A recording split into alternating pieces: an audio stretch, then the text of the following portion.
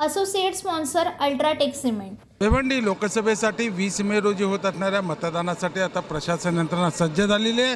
आज जे मतदान साहित्य जे मतदान केंद्रावर घेऊन जायचे आणि त्यासाठी जी आहे या ठिकाणी यंत्रणा कामाला लागलेली आहे। भिवंडी लोकसभा मतदारसंघात एकूण 20,87,244 मतदार असून त्यामध्ये 11,29,714 पुरुष तर 9,57,191 स्त्रिया मतदार आहेत। त्यासोबतच 339 जे आहे ते इतर असे मतदार आहेत आणि या मतदानासाठी एकूण जे आपण पाहिलं तर 2,191 जे बूथ आहे ते संपूर्ण 6 विधानसभा मतदारसंघामध्ये तैनात करण्यात आलेले आहेत।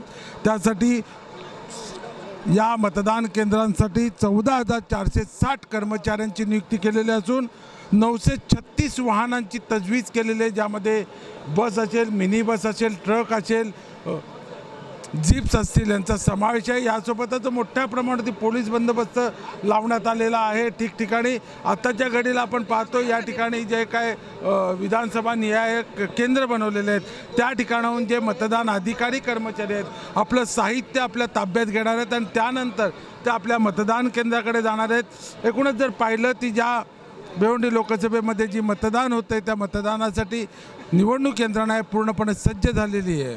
भिवंडीहून Sanjay Bhoir, TV9 Marathi. Associate sponsor UltraTech cement.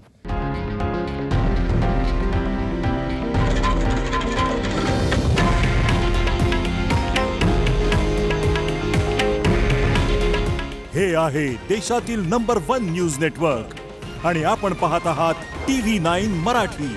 काळजी तुमची, हित महाराष्ट्राचं।